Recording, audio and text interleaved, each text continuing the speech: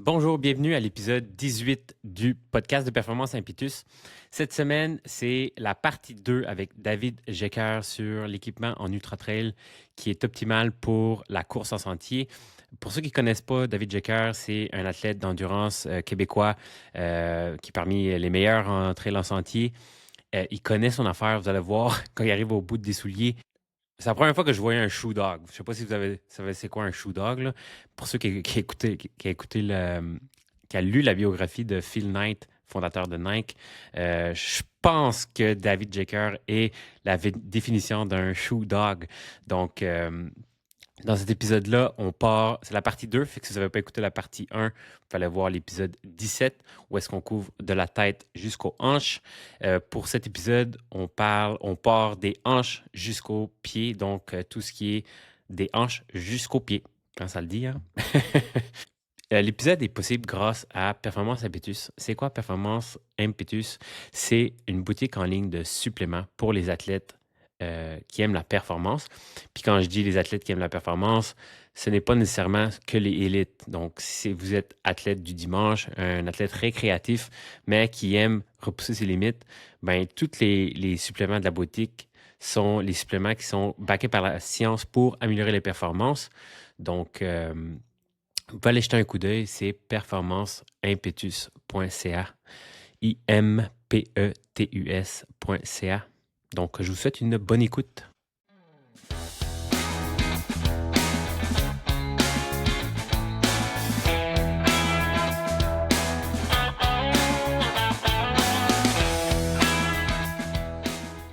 On avait pas mal couvert le En fait, sujet. il On parle manquerait tout. la montre GPS. En fait, je sais pas si on va le faire tout de C'est ça, suite, là, ouais, mais c'est ça. Ouais, c'est ça. C'est ça, ouais. que je m'en allais.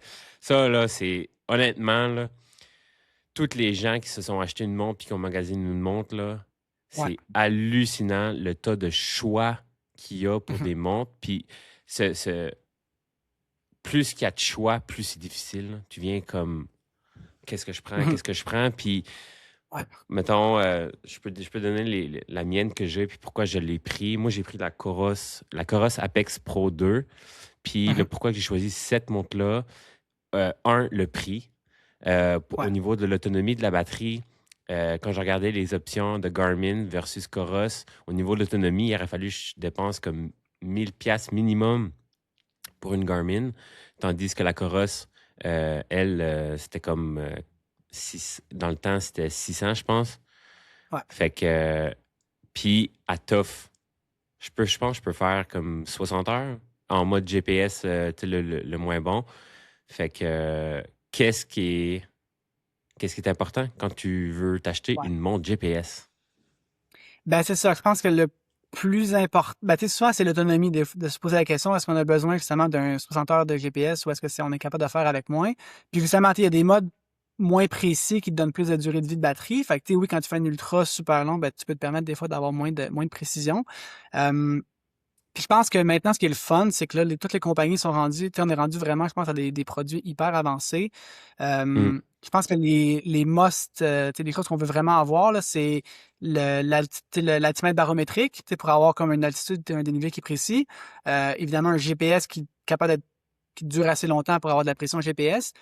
Moi, j'aime beaucoup avoir la mesure de VFC nocturne, dans le fond, la Ouais. variabilité de fréquence cardiaque. Mais là, la plupart des montres l'ont maintenant. Là. Puis, tu sais, j'ai des exemples après que je pourrais dire un peu d'options peut-être moins chères qui ont ça aussi. Et maintenant, ce qui est le fun, c'est que toutes les montres, ou presque maintenant, ont des écrans AMOLED, donc super brillants, tu sais, qui sont très beaux. Fait que ça, c'est quand même cool. Je sais pas si peut-être que la tienne, elle n'a pas ça.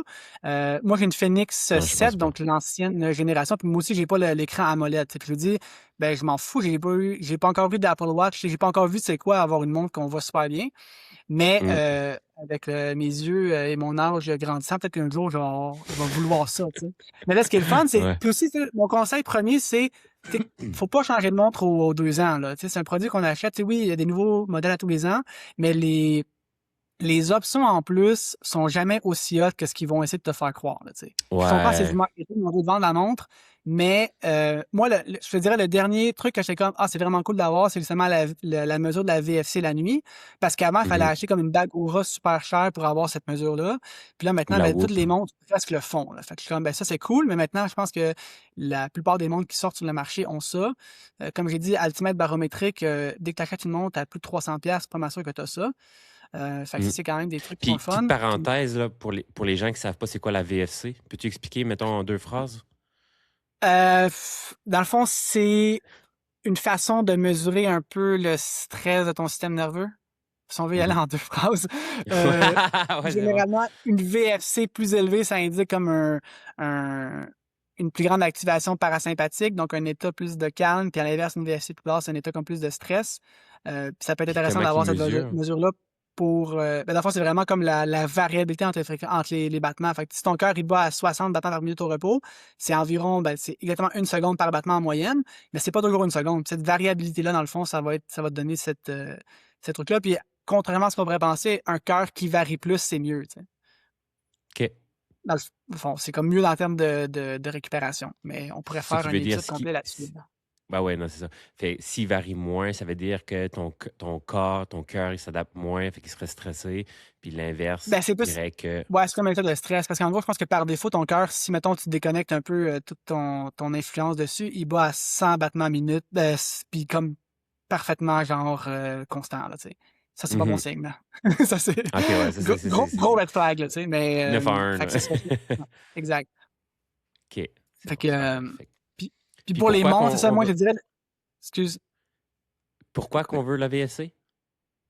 ben, parce que c'est quand même pratique pour voir un peu, tu sais, moi, j'aime ça en tant que coach, d'avoir ça comme pour avoir un autre, disons, une mesure objective de la récupération, même si c'est influencé par beaucoup de facteurs, là, tu sais, si t'es malade, tout ça, mais c'est quand même le fun d'avoir quelque chose pour un peu guider des fois, dire, ben, aussi quel type de fatigue que l'athlète peut avoir, tu sais, si es-tu fatigué, genre stressé, ou il est fatigué comme un peu plus zombie, genre, je m'entraîne beaucoup, puis je mange pas beaucoup, des fois la VSC va quand même tendance à monter, mais c'est pas nécessairement toujours positif. Fait que c'est fun d'avoir comme un Mhm. espèce de marqueur objectif pour dire, ben, il y a les perceptions de l'athlète qui sont quand même le principal. On sait aussi l'entraînement qu'il a fait, puis là, on peut voir un peu la VFC pour avoir comme, ben, OK, on peut trianguler un peu tout ça, puis se dire, ben, tu réponds bien ou pas bien à la charge d'entraînement. Là, tu sais.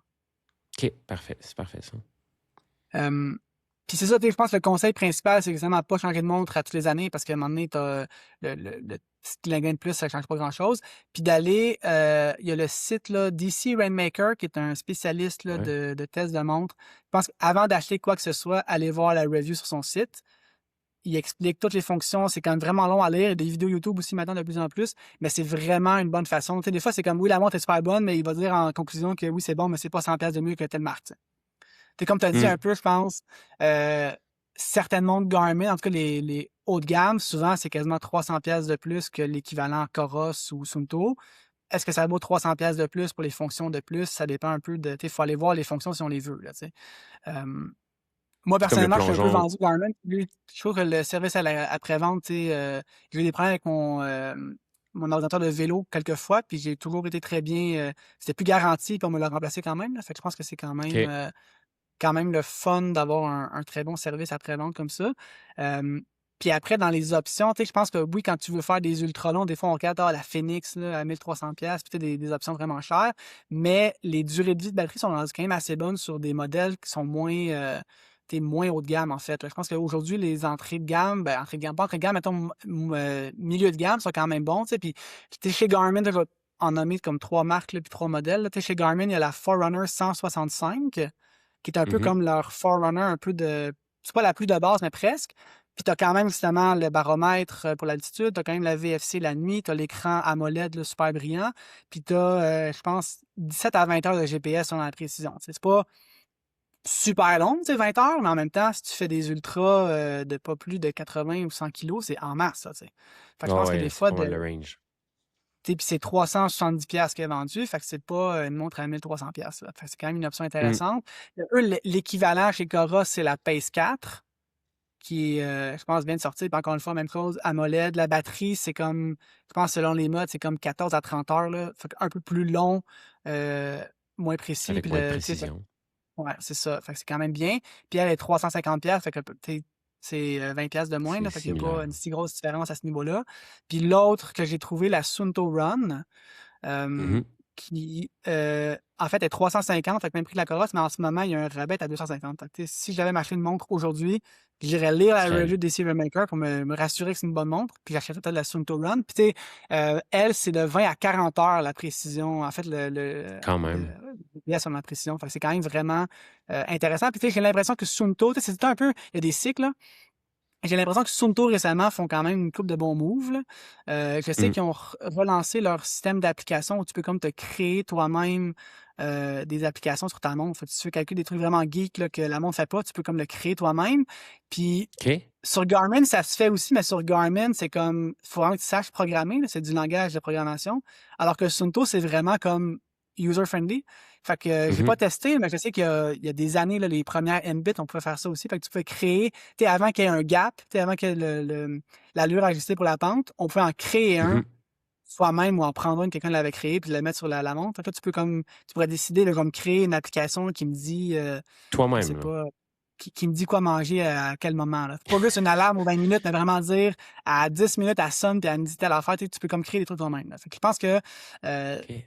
pour moi qui est un peu geek de course, ça m'intéresse Sunto juste pour ça.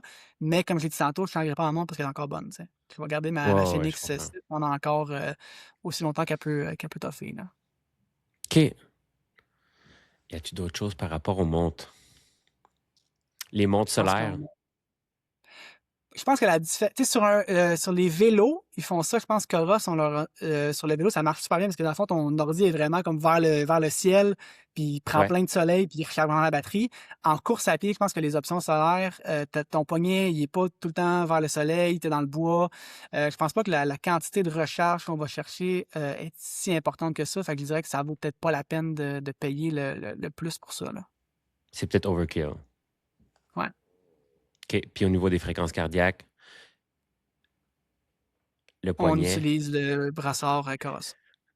C'est quoi la On fait pas différence? confiance à la valeur au poignet, là. C'est Non. quoi les différences? Ça va être à la hausse au poignet ou à la baisse? Ou ça va varier selon la marque? C'est souvent à la hausse parce qu'un des problèmes, c'est, je pense que même si la montre est serrée, il y a un petit peu de mouvement, Mhm. ce qui fait que ça ça confond un peu la fréquence de pas. Tu sais, si tu cours à 180 pas minutes, ben, ta montre, elle a un petit mouvement à 180. Tu sais, ton bras aussi est à 180 Hmm. 180 mouvements minutes. Fait qu'il y a un petit mouvement par rapport à ça. Puis j'ai même l'impression que des fois, tu sais, les montres plus chères sont souvent comme du matériel comme sont plus grosses, tu sais, c'est comme des montres plus lourdes. Fait que peut-être que c'est quasiment pire sur les montres plus haut de gamme parce qu'au final, la montre est plus lourde, fait que même serrée, elle bouge un peu plus, tu sais. Fait que je Hmm. pense que c'est pas. Puis au final, il n'y a pas tant de. Tu sais, la circulation du sang dans ton poignet sur le dessus, surtout, est pas top, versus, tu sais, Mhm. au bras, c'est la même technologie, là, tu sais. Puis on s'entend, le Coros, leur brasseur, il est super bon, je le trouve très précis. Alors que les montres, ben, que ce soit Coros ou n'importe quelle marque, là, je veux dire, il n'y a pas, à mon avis, vraiment de marques qui sont tant.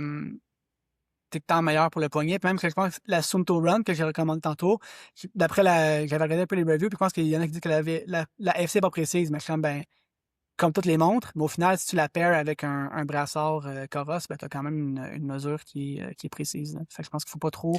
C'est plate là, que de payer aussi cher. Puis après, la VFC la nuit, ça le mesure au poignet. Mais tu sais, quand tu bouges pas dans ton lit, moi, j'ai fait confiance à la valeur, là, tu sais. C'est juste quand tu cours, tu es Hmm. en mouvement.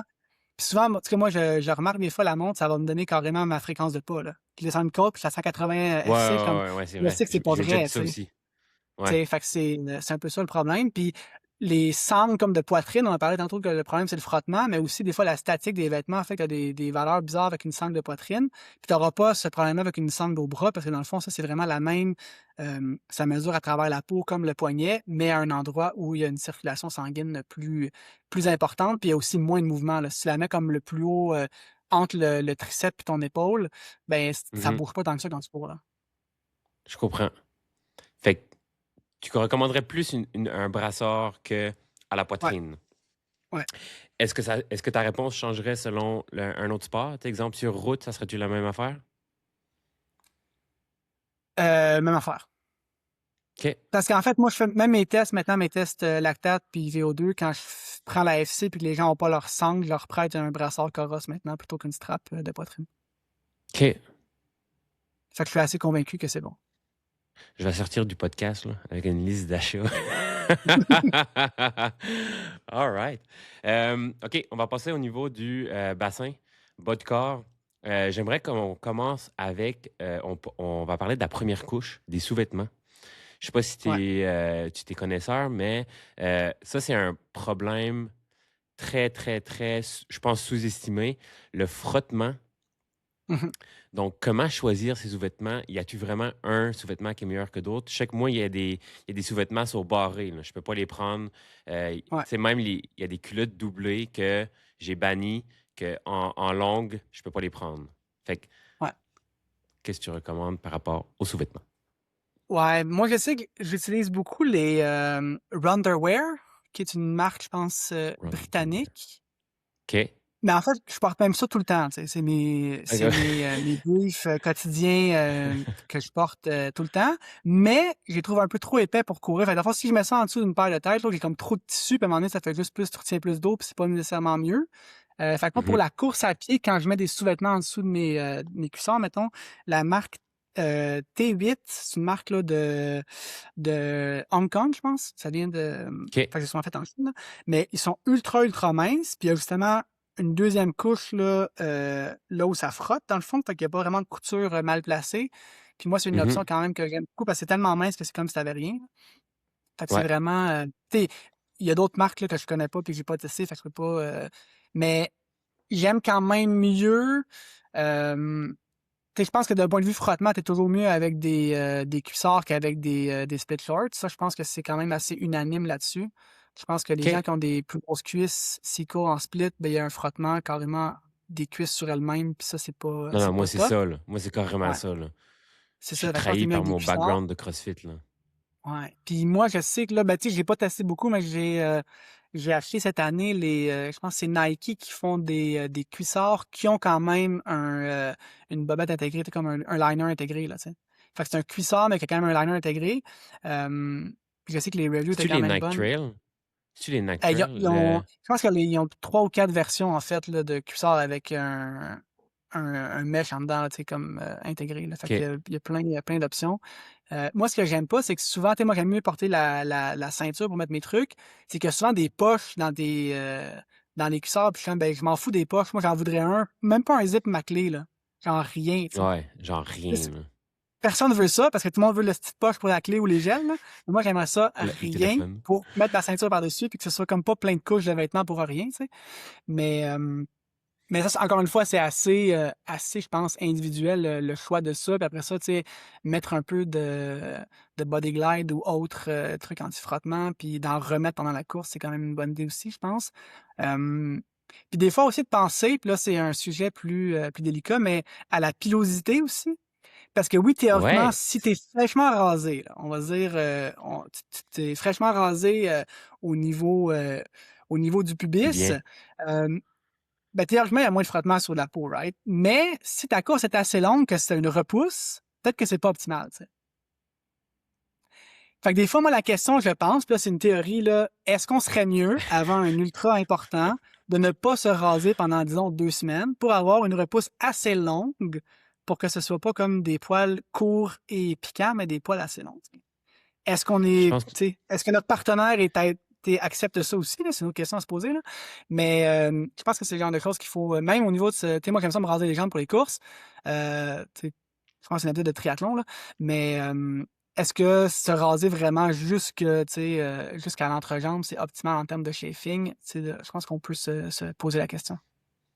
ça fait que ouais, c'est une bonne idée de recherche, hein. Tu Ouais, pourrais ouais, c'est ça. la pilosité et Faire un projet de l'ultra-marathon. recherche là-dessus. Ouais. Ouais. Fait que tu Mais ouais. recommandes de pas raser avant un ultra Ben, trail? sur une course très longue, je pense que c'est un peu ouais, de pas être fraîchement rasé parce que d'après moi, tu as une repousse pendant la course si c'est assez long, je pense. Quand tu dis très longue, on parle de combien d'heures? Ben, d'après moi, quand tu fais une course de plus que 24 heures, ça a commencé une considération, là. OK. Ouais. faire faire des Surtout que tu vas notes. pas nécessairement, on s'entend que tu vas pas nécessairement te raser la veille du départ, le soir, tu sais, c'est quelque chose que tu peux faire plus en amont des fois, fait que le timing est pas optimal. Après ça, est-ce que je suis out of the game puis il faudrait juste s'épiler avec de la cire avant une course puis on est sûr qu'il n'y a pas de repousse, ça? Je sais Encore là, pas, tu as là. des dangers d'inflammation puis que ça devienne Ouais. rouge. Là. En tout cas, fait que c'est OK. ça, je pense qu'il faut y aller, mais c'est une considération à avoir, je pense. Évidemment, Puis, les lubrifiants. Puis, tu sais, je sais qu'il y a des gens qui font des ultra longs, puis qui prennent des lubrifiants plus qu'on trouve plus dans un sex shop que dans une boutique de sport, là, tu sais. Apparemment, il y aurait des produits très optimisés en termes de lubrification pour des activités plus sexuelles que sportives. Fait que ça, c'est OK. pour ceux qui ont vraiment des problèmes à considérer. Là, j'ai pas de marque à recommander. Là. Je suis pas, T'as pas moi, été j'ai faire pas ton vraiment beaucoup tour. de problèmes en fait de chafing. Là. Fait que je suis chanceux là-dessus. Là. C'est pas quelque OK. chose Zéro? qui. Ben, tu sais, moi, j'ai des petites cuisses, fait qu'il y a pas tant de De frottement. frottement. OK. Si je mets des plasters, du tape sur mes mamelons, j'ai l'habitude, je suis correct, là. OK.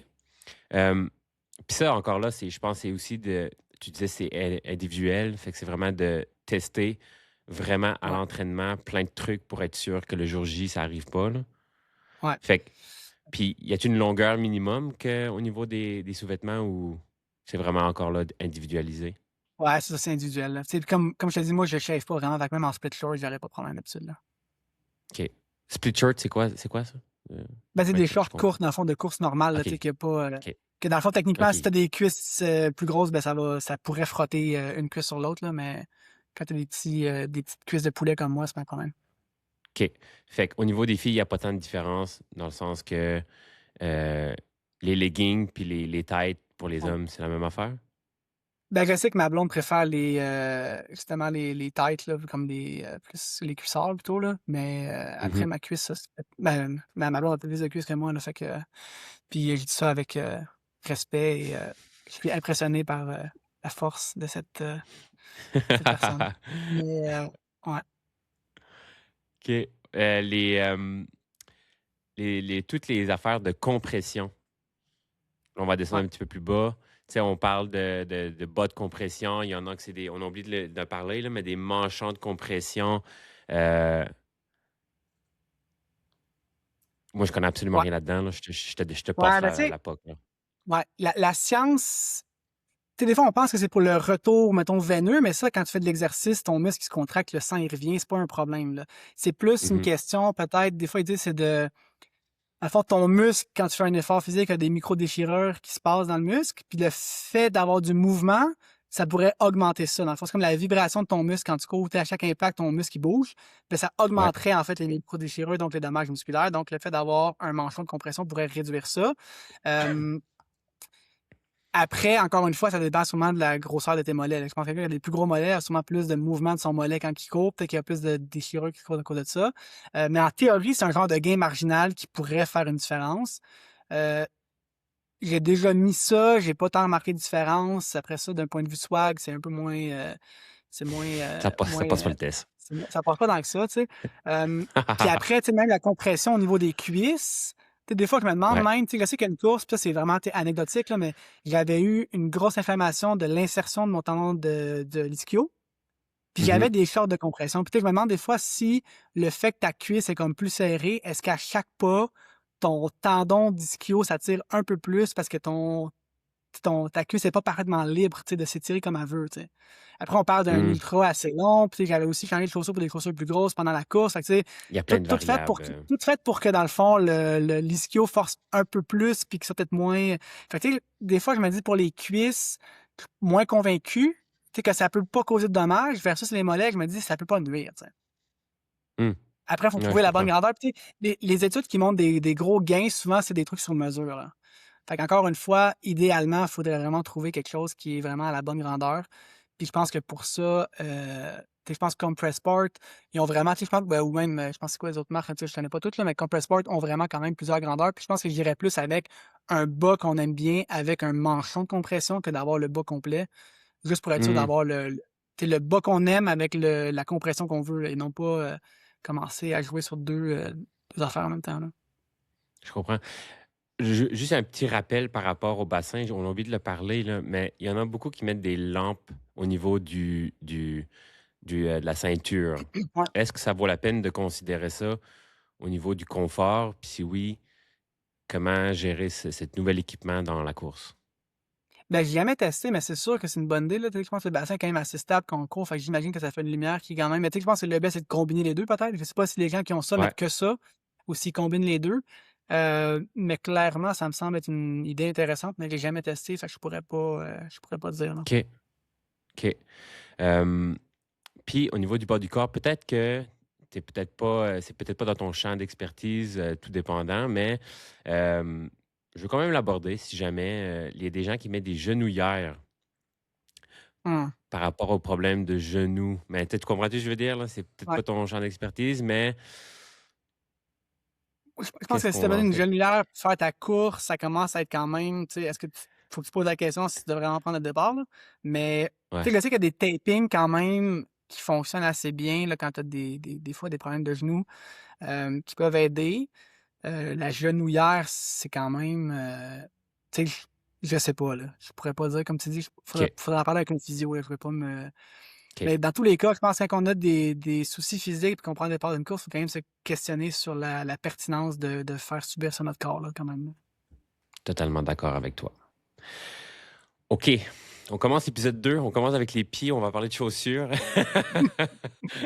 Ouais, on est parti pour 1 heure sur les chaussures. Ouais, Non, c'est je pense qu'on ça, peut là. commencer quand même assez vite, là. Ouais.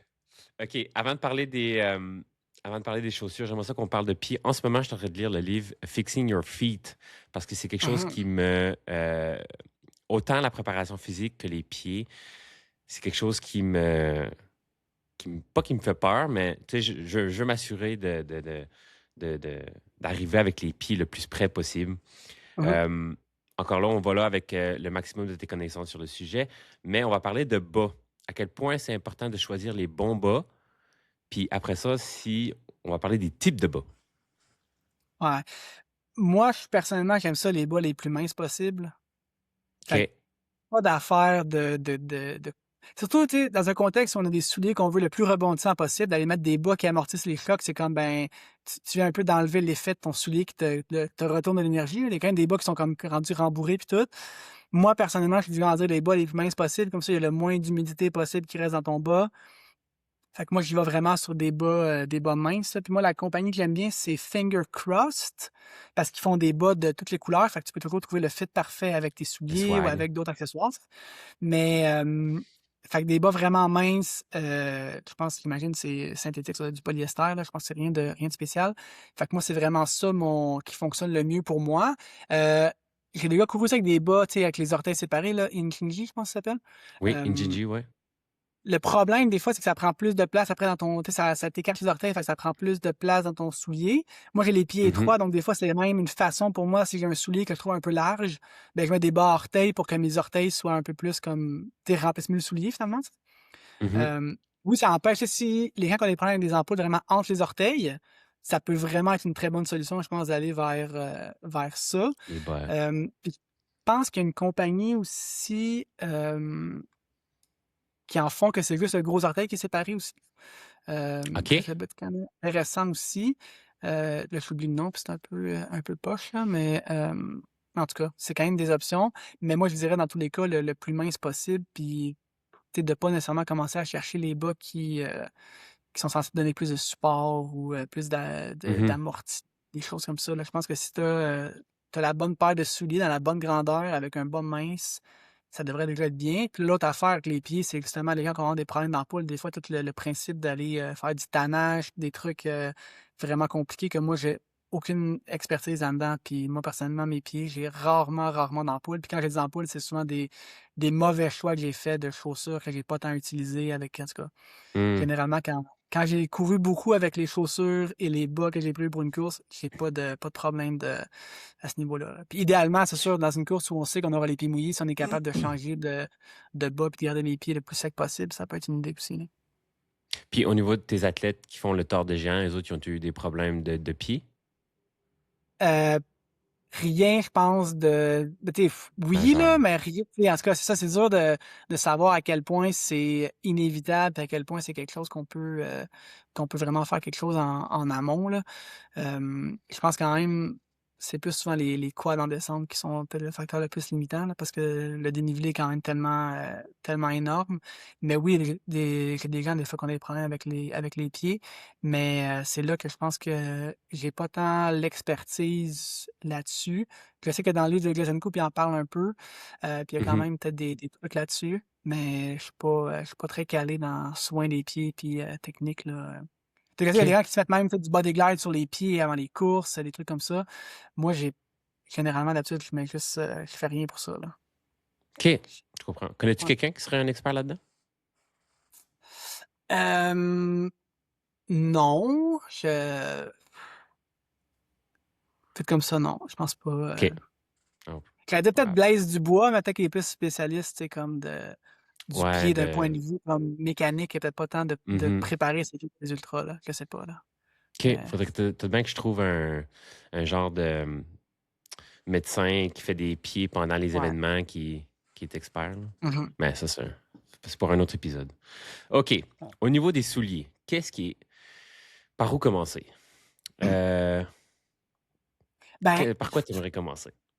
on peut commencer par juste dire que le plus important encore, c'est d'être confortable dans son soulier, là. Je pense que, puis d'un point de vue performance, surtout en trail, tu sais, je pense que le plus important, c'est quand même le poids, tu sais. Fait qu'idéalement, tu voudrais trouver le soulier le plus léger qui te permet d'être confortable. Puis être confortable, ça veut aussi dire, dans le fond, j'imagine, avoir assez d'amorti pour ton niveau comment on dit ça, d'adaptation au niveau des pieds, là. Quelqu'un qui court avec des souliers minimistes depuis toujours, ben pour lui, c'est assez, ça, pour faire un ultra, tu sais. Mais Mhm. quelqu'un qui veut plus, il veut plus. Mais tu sais, je pense que le poids des souliers, c'est quand même, tu sais, c'est démontré, c'est environ 1% d'économie de course par 100 grammes par pied, tu sais. Euh, Mhm. il y a quand même une différence d'environ 100 grammes entre des souliers légers et lourds entre elles, là, tu sais. Fait que je pense que, tu sais, puis 1% d'économie, c'est quand même un 3 minutes sur une course de 5 heures. C'est pas énorme, puis c'est au moins 3 minutes sur 5 heures. Puis je pense qu'entre elles, en fait, vu qu'on, tu sais, à chaque fois qu'on court par-dessus une racine, une roche, il y a peut-être plus de mouvement, en fait, vertical, même que quand on court sur la route, là. Peut-être même que c'est Mhm. plus que ça. Fait que clairement, tu sais, le poids, c'est le seul truc démontré vraiment qu'il y a un effet. Tu sais, les plaques de carbone entre elles, ben, vu que, surtout au Québec où les trails sont plus techniques, je pense que sur des Mhm. trails roulantes, il y a un argument pour dire, ben, si tu réponds bien aux plaques de carbone sur la route, tu devrais bien répondre en trail. Après, le problème, c'est que les choses de trail sont souvent quand même beaucoup plus lourd que les options en route. Je pense qu'on n'est pas rendu au même niveau là, d'optimisation au niveau des chaussures de trail qu'on est sur la route. Fait que plaque de carbone entre elles, c'est sur toutes les plaques, souvent, c'est des plaques coupées en deux, c'est des plaques plus le tour du soulier. C'est rarement comme la plaque comme en route, c'est une plaque d'en arrière en avant qui est. Fait que Mhm. je pense qu'il faut plus regarder la mousse que la plaque, en fait. Puis dans le OK. fond, tu sais, les vieux souliers, c'était du EVA, la mousse. Ça, on sait que c'est pas très bon. Puis là, maintenant, les nouveaux, après ça, les premiers super shoes, c'était plus du P-Bar. Puis ça, c'est quand même quelque chose que si on prend, moi, j'aimais bien tu sais, la Sportiva Prodigio Pro, qui sont des souliers, dans le fond, c'est comme un super fond, fait que c'est du P-Bar, mais il n'y a pas de plaque C'est quoi là-dedans. du Fait que tu sais, c'est quand PIBA? même, P-Bar, c'est le type de mousse, dans le fond. OK. Je pourrais Je trouver le comprends. nom complet, là, mais c'est un nom chimique là, d'un Ouais, certain non. plastique. C'est quand même OK. flexible, contrairement. Fait que ça, c'est quand même bien. Mais après ça, le problème de ce sujet-là, c'est que souvent, les super shoes de trail sont souvent plus lourds, là. Ça, je pense, ça pèse 265 grammes dans ma grandeur, qui est environ un 8,5-9, là. OK. Fait que dans le fond, en ce moment, les super shoes, c'est même là, on peut en nommer plus, là, Oka, Tectonics, Tectonics 3, je pense, les nouveaux Brooks, comment ça s'appelle? En tout cas, le nouveau Brooks qui vient de sortir, qui a une plaque de carbone, c'est tout environ 260 grammes dans un 9 pour homme, là, tu sais. Fait que c'est quand même OK. relativement lourd comparé aux souliers de route qui sont souvent à 200 grammes et moins. Ouais. Puis il y en a qui ont des plaques, puis tu sais, justement, c'est quand même, euh, d'après des tests là, indépendants que des gens ont fait, mettons, qui ont publié, tu sais, c'est pas très sérieux, c'est pas très scientifique, mais je pense que c'est Jeffrey Burns sur Instagram qui avait testé les Norda 005 comparé Mhm. aux Tectonics 3 de Oka, puis pour lui, c'était plus économique quand même les Norda, parce qu'ils sont OK. 40 grammes plus légers finalement. Puis il était ça sur tapis roulant. Fait que tu te dis, ben, en trail, ils sont plus légers, peut-être que c'est encore un plus gros effet. Quand c'est très technique, on s'entend que ta plaque, elle sert pas à grand-chose. Fait que d'un point de vue Mhm. vraiment, je pense, performance en trail, on est mieux d'y aller avec des bons fonds. Puis tu sais, le Norda 005, c'est du TPEE, le plastique Canada, pas le plastique, mais le composant du foam. Du Donc foam. ça, c'est comme un peu les nouvelles générations. On avait d'abord le PIBA, après ça, il y a eu le type TPEE et aussi le ATPU en ce moment, qui sont les deux comme super foam que sur la route, toutes les nouvelles marques sortent avec des produits avec ça. Puis entre elles, justement, tu sais, moi, ce que j'adore cette année, c'est les nouveaux Sherak 2 de Normal. Puis ça, dans le OK. fond, c'est ce que Kylian avait à Western State l'an passé. Puis c'est drôle, tu sais, il finit 3e à Western State, puis les gens disent, hey, en plus, avec pas de plaque de carbone, tout le monde capotait un peu, tu sais.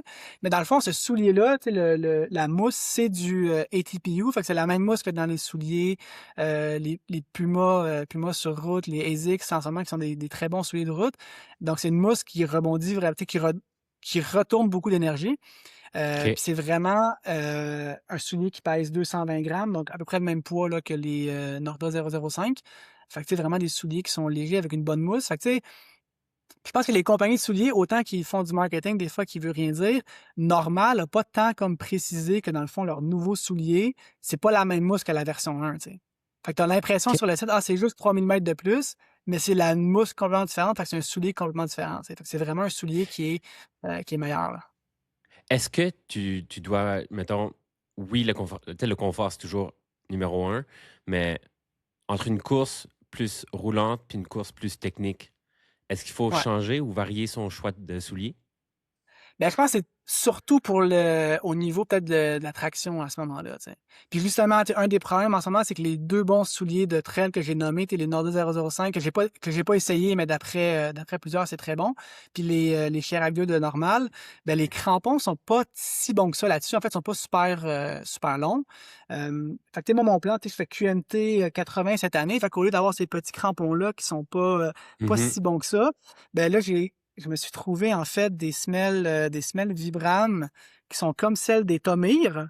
Puis mon OK. cordonnier à côté d'ici pourra me les changer si je veux me les changer, tu sais. Fait que là, j'aurai mon soulier, en fait, le soulier parfait que j'aime avec un peu plus de crampons.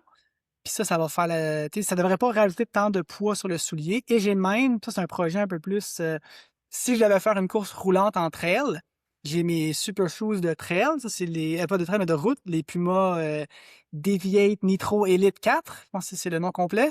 Puis je pensais essayer de voir si je pouvais faire mettre justement cette fameuse semelle-là en dessous. Après, ça rajoute quand même beaucoup de poids. Tu sais, la semelle, Wow. une semelle Vibram Light Base comme ça, qui est pas coupée, la forme à ma grandeur, donc Mais c'est où t'as 42 à trouvé 40. ça? C'est ça vient de Hong Kong, là. J'ai trouvé ça sur Internet. Parce qu'en fait, les cordonniers au Québec ont pas tous ça dans leur catalogue. Je pense que ça s'en vient, là. Mais ils ont pas toute cette version-là. Puis, tu sais, déjà ça, c'est le light base, puis ça pèse 70 à 80 grammes pas coupé. Fait que, Juste tu sais, c'est ça. sûr qu'une fois coupé pour le soulier, ça va être un peu plus léger. Mais ça se peut que mon super shoes de route, qui pèse 170 grammes, va quand même peser au moins 220. 260. Fait qu'au final, je gagnerai pas tant que ça par rapport à ce qu'on a comme entre elles. Mais après, tu sais, c'est plus pour le fun de l'essayer parce que d'un point de vue financier, c'est un peu cave de faire ça, là. Parce que là, Ouais, il faut que je paye ouais, le ouais. cordonnier, il faut que je paye la semelle, il faut que je paye tout. Mais c'est un petit projet le fun si jamais je fais une course plus roulante. Mais en ce moment, tu sais, puis l'autre point, peut-être qu'on parlait de traction, tu sais, Normal font aussi la version comme brute des Sherak avec des crampons, je pense, de 8 millimètres.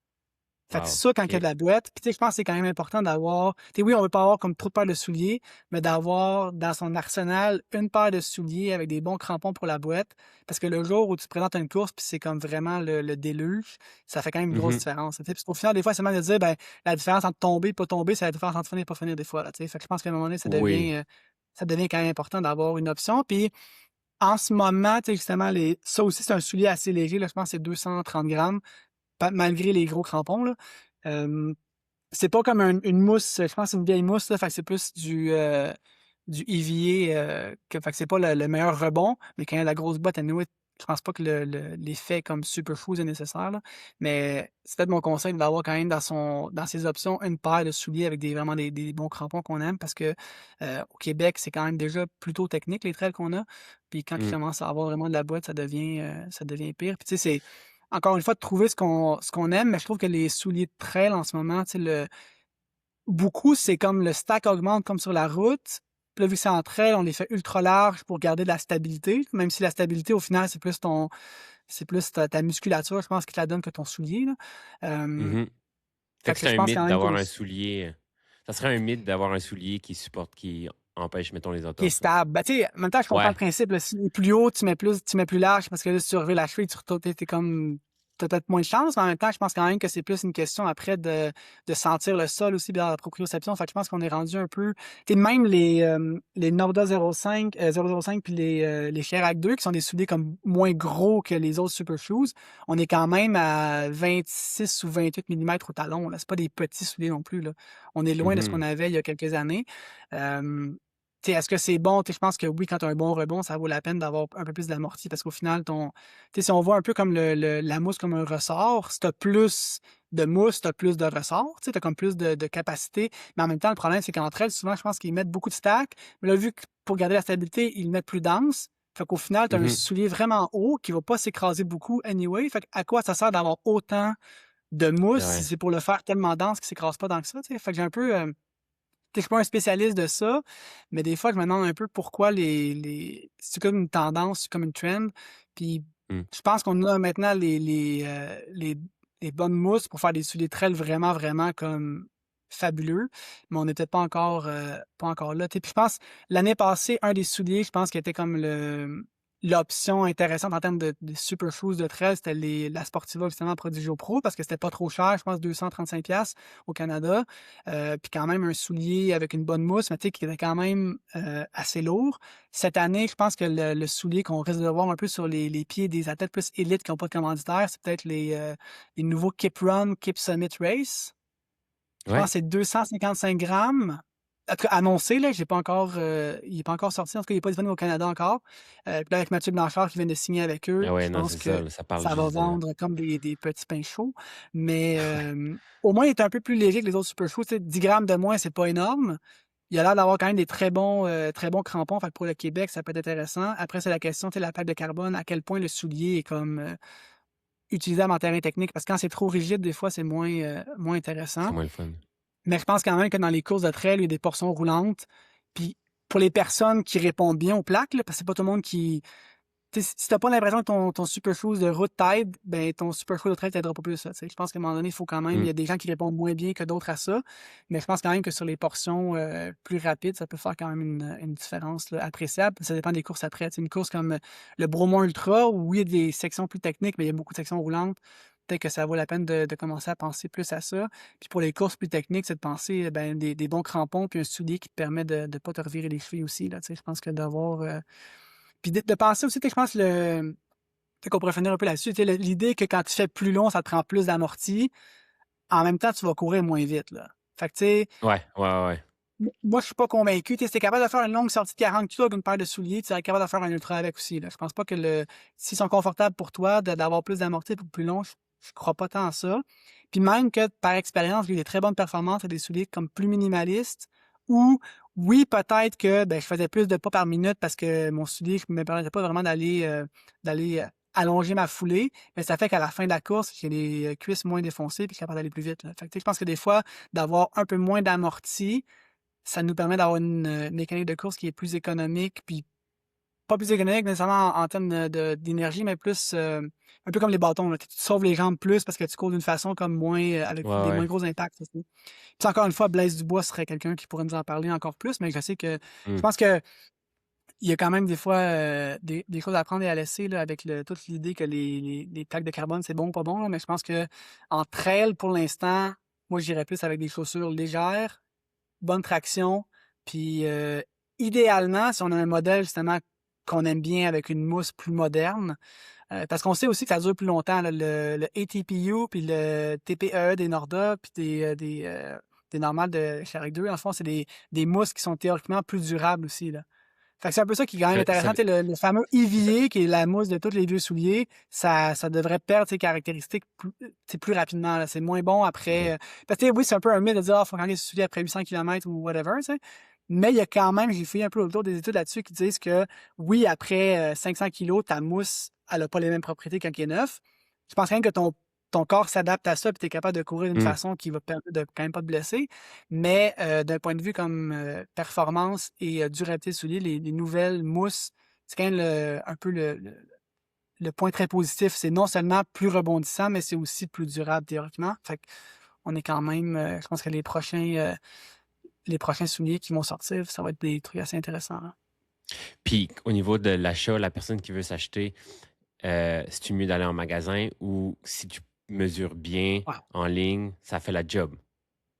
Ben, moi, je dirais comme le confort est important, c'est sûr que si tu capable de les essayer en magasin, d'avoir vraiment la bonne grandeur parce que, tu sais, entre elles, c'est facile de se dire: «Ah, tes commandes en ligne, ah non, ça fait mon pied rentre, c'est correct», mais peut-être ah, peut-être 0.5, ce serait mieux. Non, 0.5 si tu penses que 0.5 plus grand, ce serait mieux, faut que tu prennes 0.5 plus grand. Tu veux avoir de la place pour OK. tes orteils dans ton soulier, là. Je pense que les gens ont tendance à prendre des souliers plutôt trop petits que trop grands. Mmh. J'arrête pas de parler du poids, là, mais ton 10 grammes de plus pour le soulier de la bonne grandeur, ça vaut la peine quand même, là. Je pense qu'il Ouais. faut, faut quand même faire Ouais, attention non, à c'est ça. ça. Mais idéalement, d'aller dans les boutiques quand on peut, ça vaut la peine, là. Puis je pense que quand même, au Québec, on a Puis beaucoup de bonnes boutiques qui ont du choix, là. ça vaut-tu la peine aussi d'emporter ses vieilles chaussures pour que tu sais, encore là, ça dépend aussi du conseiller de la personne au magasin, là. Ça, tu sais, si tu pognes Ouais. quelqu'un qui c'est encore Moi, là, ce hein? que je dirais, C'est l'idéal, c'est d'un peu des fois regarder par soi-même les reviews sur Internet, d'aller voir un peu, s'informer, puis d'avoir comme un peu une idée, OK, si t'es tel modèle, ça me semble une bonne idée, puis d'arriver en magasin, puis d'avoir, tu veux pas non plus avoir l'air d'en savoir plus que le vendeur, mais en même temps, tu sais, s'il veut te vendre une paire de souliers à 300 grammes, puis tout, tu sais que c'est lourd, puis que tu en as trouvé des options beaucoup plus légères qui te semblent mieux, ben ça se peut que c'est pas la meilleure des options, là, tu sais. puis, pour les ultra longs, est-ce qu'il faut avoir une deuxième paire plus grande? Ouais, je Vraiment pense que plus ça peut grande? quand même ça peut être pertinent d'avoir plus grand dans son drop bag, là, parce que les pieds peuvent quand même beaucoup enfler. Fait que oui, je sais pas si les gens vont carrément une pointure plus grand pour ça. Ça serait Mmh. quelque chose, ou c'est juste une demi là, mais je pense que ça peut valoir la peine de puis encore une fois, tu sais, quand tu fais une course, tu un 200 mètres, tu fais des trucs vraiment longs comme ça, tu l'investissement que tu mets, je plus juste dans la préparation, dans le prix d'inscription, d'avoir une paire de souliers de plus à acheter, c'est peut-être pas la fin du monde, puis ça peut t'éviter justement d'avoir à découper tes souliers pour que tes orteils aient de la place, là. Fait Ça peut que, aussi t'éviter de DNF puis d'avoir à ouais, refaire l'événement puis repayer c'est ça l'inscription. exactement, tu sais. Fait que clairement, puis tu sais, c'est là OK. aussi que dans une course comme, tu sais, un Tour des Géants, est-ce que d'avoir des bas de compression du début à la fin, ça peut aider? Même, tu sais, il y a des bas de compression que c'est plus pour la récup, tu sais, qui sont plus serrés. Mmh. Peut-être que c'est une mauvaise idée de mettre ça dans une course longue parce que tes muscles travaillent normalement, mais tu sais, je sais pas si quand tu es rendu en mode je ne fais que marcher pour finir, est-ce que d'avoir des bas de compression plus serrés, ça pourrait aider, tu sais, je sais pas. Mais clairement, soulier un peu plus grand, ça peut être un plan intéressant. Au niveau du Gore-Tex, ça vaut-tu la peine? Moi, j'ai jamais j'en ai eu des paires, je pense que ça vaut la peine si tu cours vraiment, tu sais, beaucoup dans la neige, mais dans ce cas-là, c'est des souliers en Gore-Tex qui sont vraiment comme des guêtres intégrés puis qui montent haut. Il y en a pas beaucoup OK, de ouais. ça, là, tu sais. Je pense, peut-être Ouais. Salomon en fond. Moi, j'ai déjà eu des Scarpa, c'était les Atom S, je pense que ça s'appelait. C'était des souliers, vraiment c'est pas du Gore-Tex, ça, c'était tu une autre membrane du genre. Hem Imperméable, donc c'est vraiment cool parce que dans le fond, ça empêche, dans le fond, la neige de rentrer dedans, mettons. Mais quand ton soulier de Gore-Tex, c'est un soulier normal en Gore-Tex, ben, l'eau qui va rentrer sortira pas, tu sais. Puis la Ouais. sueur de ton pied sortira pas. Fait que je suis pas tant un fan, tu sais. Je pense que l'hiver, même avec un soulier qui est des fois un peu trop aéré, si tu mets des bas un peu plus chauds, tu t'en sors. Puis je pense pas que que ça vaille la peine de payer pour des souliers en Gore-Tex, là. Sauf vraiment, tu es la Puis personne qui court 100 tout le temps dans la neige l'hiver, puis ouais. peut-être que ça vaut la peine, mais encore là, j'irais avec une espèce de guêtre intégré, là. Puis parlant de guêtres, ça vaut-tu la peine d'investir dans des guêtres? Il y a je pense que ça dépend, tu sais, spécifique aux courses. Tu sais, on Comme sait Marathon des mettons, le Sables, marathon genre? des sables, tout le monde a ça, tu sais. Ouais. Puis il y a sûrement d'autres courses que ça vaut la peine d'en avoir, mais encore une fois, tu rajoutes du poids proche du pied. Fait que, tu sais, d'un point de vue économie de course, théoriquement, c'est pas optimal. Mais clairement, si tu as une course qui a vraiment comme du sable ou des petits débris qui peuvent rentrer dans du soulier, ça peut être intéressant quand même. Mais je pense que de plus en plus, un peu comme les justement les La Sportiva ou même les Oka Tecton X3, tu sais, il y a quand même de plus en plus comme des genres de mini guêtre, tu sais, c'est pas un vrai guêtre, mais c'est comme un chaussure qui finit un peu plus haut. Puis ça peut quand même aider, je pense, pour éviter que les débris rentrent dans les souliers quand même, là. OK. Je pense qu'on a fait le tour. Ben, je pense que oui. C'était on n'a pas, peut-être la seule affaire qu'on n'a pas parlé, je pense, dans l'équipement, obligatoire, c'est les téléphones. C'est quand même très lourd, les Oh! smartphones modernes. Oh! Puis Ouais, puis imperméabilité, comment garder qu'est-ce qu'il faut garder à l'abri de l'eau? Comment? moi, j'ai un petit téléphone comme ça. C'est un peu comme un Nokia, mais c'est pas un Nokia, là. Tu sais que c'est un Pour les gens téléphone. qui, pour les gens qui écoutent, pensez téléphone des années 2000, Ouais, c'est ça. 2000, 2005, là. Ouais, tu sais qu'il faut texter en pesant comme 3 fois sur chaque piton pour changer les lettres. Puis, Ouais. mais celui-là, il rendait plus petit que ça. Là, j'en avais un, je pense, comme celui de Kylian à l'UTMB, là, qui est comme. Il existe, là, on peut le trouver, là, mais je pense que si tu googles le Kylian's UTMB Phone, tu vas le trouver, là. C'est vraiment un téléphone miniature. C'est comme à la base, c'est une oreillette Bluetooth que tu peux OK. mettre une carte SIM dedans. Fait que tu peux comme téléphoner avec. Puis j'en avais un comme ça, mais il fonctionne plus. Fait que, tu sais, à un moment donné, une course, avant la course, je mets ma carte SIM dedans, puis je me rends compte qu'il fonctionne plus, je peux plus appeler. Fait que là, je l'ai pas pris. Mais un téléphone comme ça, parce qu'un smartphone, je pense que maintenant, c'est souvent plus que 200 grammes, un smartphone. Ah, c'est C'est sûr que lourd, si c'est tu veux lourd. prendre des photos dans ta course, ça va te le prendre. Si tu as prévu appeler plein de monde pendant ta course, fine. Mais si tu es là pour l'expérience 100% avec toi-même, puis ça te prend juste un téléphone pour ben, appeler les urgences en cas d'urgence, un téléphone comme ça, je pense que c'est au moins de la moitié du poids d'un téléphone, un smartphone.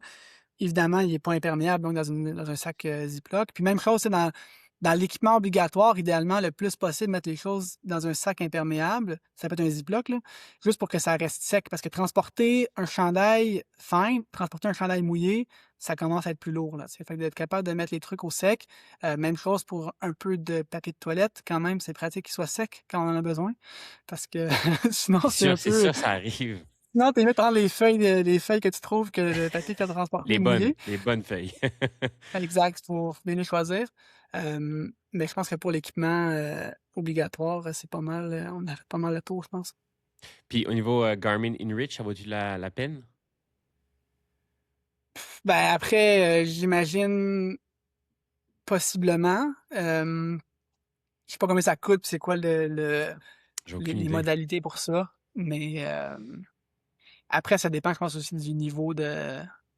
Je pense que je suis peut-être pas la personne qui prend le plus des précautions, des choses comme ça. Mais Mhm. je pense que le best, c'est les courses qui donnent un GPS à tout le monde. Fait que t'es comme, ben, c'est inclus, tout le monde le porte. Il n'y a pas de pénalité finalement de poids à transporter ça. Euh, mais c'est clair que ça peut être le fun aussi pour les gens qui te suivent directement d'avoir ce petit bonus-là. Euh, mais je sais pas s'il n'y a pas moyen avec. Mettons, Garmin ont comme un live track. Je sais pas si Mhm. exactement c'est ton smartphone, si après ça tu peux avoir de quoi que les gens peuvent te suivre quand même. Mais sûrement qu'il faut que ton téléphone Ça. soit connecté. Je suis pas sûr comment ça marche, là. Comme je te dis, je connais pas trop ces trucs-là. Euh, Avec tout ce qu'on a parlé, puis là, je parle à David, l'athlète, ça serait quoi des tips, des quick tips, des tips rapides que tu peux donner, mettons, à un amateur, quelqu'un qui commence le trail, comment gérer toute cette panoplie d'équipements, tu sais, comment toi, tu te prépares? C'est quoi les tips? C'est quoi les tips que tu donnerais? Ben, le principal, c'est de s'entraîner avec, je pense. Ça, c'est quand même assez. Puis surtout quand il y a beaucoup de matériel obligatoire, d'aller courir avec son sac avec tout le matériel, souvent sur les longues sorties avant, juste pour voir un peu, ben, parce que ton sac, peut-être qu'il fait bien vide, mais s'il est plein, peut-être qu'il est moins confortable, il y a du frottement des places que tu n'avais pas prévu. Vraiment s'entraîner avec tout ça. Puis tu sais, celui qui est débutant puis qui doit acheter tout ça, ben, je pense quand même que les boutiques spécialisées sont quand même là pour nous aider à faire les bons choix. Puis poser des questions. Je pense que quelqu'un qui est débutant, s'il peut être dans un club de trail, s'il peut avoir un entraîneur, s'il peut, je pense que ça peut quand même aider pour faire les bons choix d'équipement. Fait que je pense que c'est de poser des questions puis de s'informer, pas juste d'aller acheter la première chose qu'on a vue sur Instagram, là, parce on a décidé que ça va l'air bien, là, ça. Ouais. Puis le meilleur achat que tu as fait d'équipement en bas de 100 pièces. Ouf, en bas de 100 piastres. Ben, je pense que la ceinture Naked, je pense que Ouais. ça, c'est ouais, en bas de 100 piastres, d'après moi, c'est pas mal le top, là. Ouais. Parce que le reste, il y a beaucoup d'affaires que je me dis, ah, ça dépend des personnes, mais ça, Ouais. avec autant de grandeur, avec un pouce de différence par grandeur, je pense que tout le monde trouve la ceinture à sa taille. Fait que je pense que c'est ça le best. Puis dans les trucs plus chers, j'aurais peut-être dit la frontale Stutz Ouais. comme choix d'équipement, là. Ouais. Honnêtement, je vais sérieusement la regarder Je pense que comme c'est achat, là. 150 euros, Euro? 155 euros. Mais après ça, des fois, c'est le prix avec les taxes françaises. Fait que je pense que eux, c'est 20%, nous, c'est 15%. Ça fait que ça revient Ouais. même moins cher que de l'acheter ici. En tout cas, mais le shipping sûrement, OK. fait que, à voir. OK. Euh, je l'avais pas noté dans les questions, j'ai oublié de le marquer, là. Mais 3 personnes qui t'inspirent le plus ou qui ont eu le plus d'impact dans ta vie, Dans ma vie, fait que là, on est sport ou pas, là, en tu sais. général. Ouais, ouais, en général. Puis pourquoi? Euh, ben, je pense, d'un point de vue sportif, on pourrait dire Anton Kopichka, je pense, qui était quand même une Oui, inspiration depuis OG. longtemps. Ouais, fait que je pense Anton au niveau de la course. Sinon, Puis dans la pourquoi vie, ben, ma Anton? blonde. Ben, pourquoi Anton? Ben, je pense que c'est comme le, ben, je sais pas, la légende, tu sais, le gars qui, encore une fois, tu sais, qui optimisait son équipement, justement, à couper des trucs sur ses vieux New Balance, puis tout. Puis, tu sais, je pense, autant, tu sais, que c'est un athlète professionnel commandité, puis tout, mais qui a pas l'air comme, il a peur de voir vendre quoi que ce soit à qui que ce soit, là. Tu sais, je pense pas qu'il soit là pour Mhm. nous vendre des produits, là. Fait que, Ouais. je pense que. Puis aussi, t'es juste le fait qu'il se déplace en vélo pour aller courir. Tu sais, moi, c'est quelque chose que je fais depuis longtemps aussi, de me déplacer. Ouais, c'est vrai, Tu sais, c'est ça, vrai. c'est quelque chose que j'aime, tu sais. Fait que, idéalement, cette année, je me rends au QMT en vélo pour aller faire mon 80 km, là. C'est ça le plan. C'est épique. Fait que, Est-ce que c'est optimal au niveau de la préparation? non, mais il y a quand même, tu sais, moi, ça fonctionne bien souvent. Fait que je me demande s'il n'y a pas un effet de faire comme 2 jours avant la course, prendre beaucoup de glucides pendant qu'on fait un effort physique, tu sais, sans dommage musculaire, tu sais. Est-ce que Mhm. mon système digestif, après, il est mieux adapté pendant la course à bien consommer des glucides? Parce que j'ai l'impression que ça fonctionne toujours assez bien pour moi. Fait que je me dis, il doit y avoir une raison. Parce que d'un point de vue taper, c'est oui, souvent, je me repose plus en amont. Fait que c'est comme juste une dernière charge, vraiment très frais, puis je recarbe le lendemain. Fait que d'un point de vue comme glucides, je sais que j'ai le temps de refaire le plein, à mon avis. Puis j'ai l'impression que je suis plus apte à bien les digérer, là, comme pendant la course, là. Fait que pour moi, ça fonctionne quand même bien. Fait que je pense que Anton Kubica, c'est peut-être quelqu'un qui a aussi fait ça pas mal. Puis sinon, dans les gens qui m'inspirent, ben, je pense ma blonde au quotidien, Ta blonde, Magali, ouais. qui. Moi, je n'ai pas d'entraîneur, mais ma blonde, elle regarde un peu ce que je fais aussi. Elle coach elle aussi avec moi dans mon entreprise. Fait que je pense que ma blonde, c'est quelqu'un qui m'inspire au quotidien puis qui me supporte dans tout ce que je fais. Puis sinon, troisième personne, c'est quand même dur de. Je, je pense que j'ai pas vraiment d'autres idées comme ça là, qui me viennent. Mettons, je sais Il pas. aurait fallu que j'y pense d'avance un peu, là, mais Ouais, ouais, hein. Top 2, c'est parfait. On le prend comme ouais, ça. c'est ça. As-tu des événements de prévus pour cette année? Ben, QMT 80, ça c'est l'objectif principal, c'est le championnat canadien. Puis probablement aussi le Trail des collines, le 16 km, donc la première étape de la Coupe Oh, Québec Trail. rapide. Mais, mais j'ai un petit enjeu de ischio depuis longtemps. Ça allait vraiment mieux. Puis là, j'ai eu la bonne idée de faire un 5 km sur route la semaine dernière. Puis ça m'a un peu. Piqué. Surprenamment, ça m'a nui. Puis ça m'a quand même, je pense, bien fait mal à l'ischio. Fait que là, je vais Ah peut-être essayer ouais. d'avoir un IRM même parce que c'est quand même un peu inquiétant. Ça fait longtemps que ça traîne, là. Puis, fait que idéalement, QMT 80, mais je ne sais pas encore s'il va être capable de prendre le départ de ça parce que c'est quand même un OK. problème qui est récurrent pour moi depuis 2 saisons, en Plusieurs fait, années, là. là. Ouais. Oh, OK. Ouais. Sinon, Fait où que est-ce que sinon, les des gens courses peuvent de te re- gradelle en vélo, peut-être, si je suis blessé pour vrai, là, mais en tout cas, on va voir. OK. Sinon, les Ouais. gens, tes coachs, as-tu encore de la disponibilité au niveau des. Moi, je suis pas mal plein, mais tu sais, on vend aussi des plans d'entraînement, tu sais, fait que des plans qui sont quand même intéressants, je pense, pour les gens qui veulent. C'est des plans de 16 semaines qu'on inclut quand même un meeting. Fait que les gens qui ont des questions aussi équipement, ben, je peux leur répondre à leurs questions d'équipement pendant ce meeting-là. Fait qu'on essaie de quand même faire de quoi de différent de. Tu sais, tu peux avoir un plan sur, mettons, intelligence artificielle maintenant facilement. Là, tu peux avoir un plan comme tout fait par Ouais. ChatGPT. Ah Mais nous, ouais. on essaie Ouais. d'avoir quand même dans nos plans qui sont, même si c'est des plans génériques, il y a quand même un meeting de 30 minutes d'inclus. Fait qu'on peut au moins jaser avec un humain pendant qu'on suit le plan. Euh, Fait qu'on a des plans d'entraînement qui sont disponibles sur le site quantumendurance.com. All right. Sur les réseaux sociaux, les gens, ils peuvent te rejoindre. Surtout C'est quoi le. Instagram, ben, je pense que c'est David Jacquard, là, c'est plus mon nom. Là, puis Quantum OK. Endurance aussi, on a un compte aussi. Fait que, puis c'est plus Instagram, là, le reste, je suis trop vieux pour avoir TikTok. Puis Ouais, même moi, ouais. Facebook, c'est plus cool, c'est ça, je pense. C'est bon. Hey, merci beaucoup, David, pour l'épisode. Ben, ça fait Puis plaisir. je vais te suivre tout au long de la saison. Merci beaucoup.